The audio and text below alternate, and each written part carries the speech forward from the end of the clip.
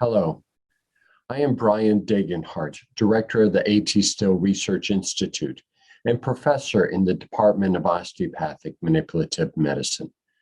It doesn't matter the circumstances, such as if you are a doctor, a coach, or a teacher.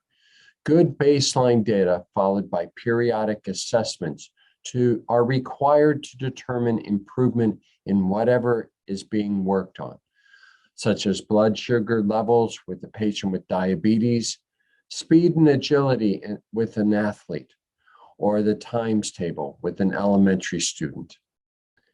Next week, you will be doing a non-graded objective baseline assessment of your ability to determine in the coronal and sagittal planes the relative position of commonly examined bony landmarks in relation to the right side of the anatomical model.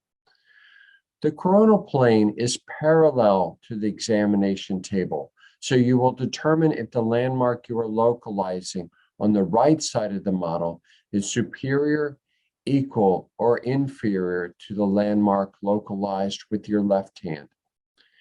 In the sagittal plane, which is perpendicular to the table, you will determine if the landmark localized with your right hand is farther away from you or anterior compared to the landmark localized by your left hand, or if the right hand is equal or posterior or closer to you than the left.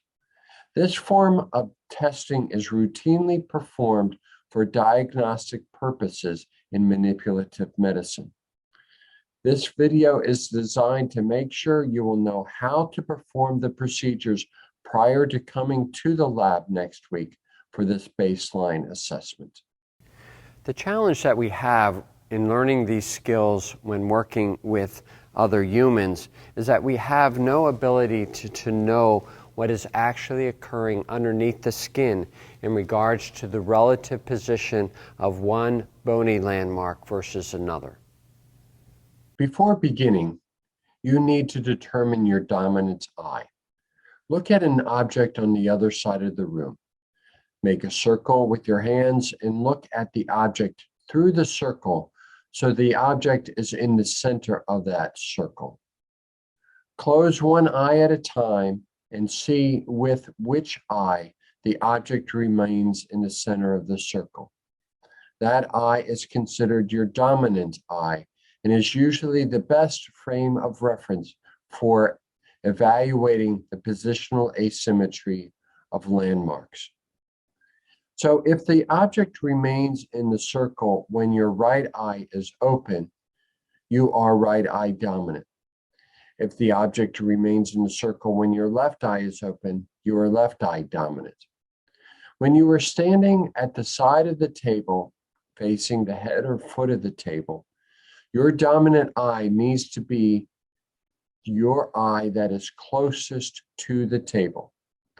So if you are left eye dominant, you will stand on the right side of the table. And if you are right eye dominant, you will stand on the left side. This is how the baseline assessment will be run. The lab will be divided into sections. In one section of the lab, you will be working with calibrated lumbar models. In another section, you will be working with calibrated pelvis models.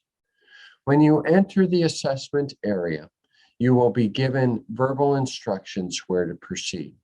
For the anterior superior iliac spine, each table will have an uncovered and then a covered model. The uncovered model will have arrows that will help you to determine where you place your thumbs, and then you will then determine based off of the right side whether it is superior, equal, or inferior to the left. These models allow us to position one bone versus the other based off of rotational changes as well as shearing positions, and to know down to less than a millimeter what the relative positions are of these landmarks.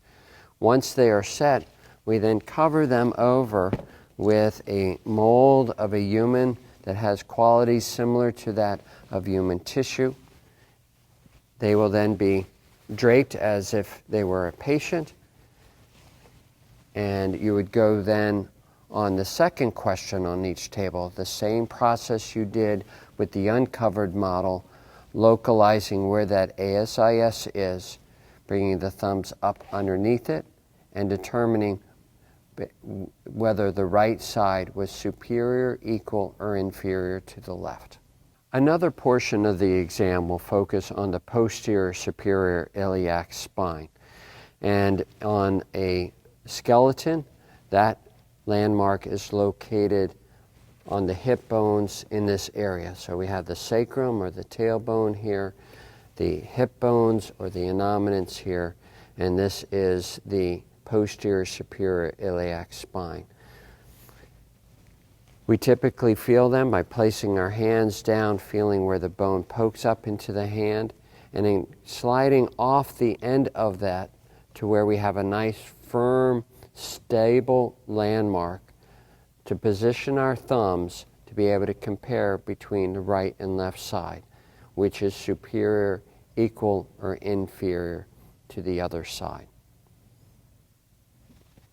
So the second model on the table will be the covered model, as we showed with the anterior superior iliac spine. On these models, you'll then go through the process of localizing where that PSIS is, bringing the thumbs onto that undersurface, and then from that make your comparison. It's whether the right side is superior, equal, or inferior to the left.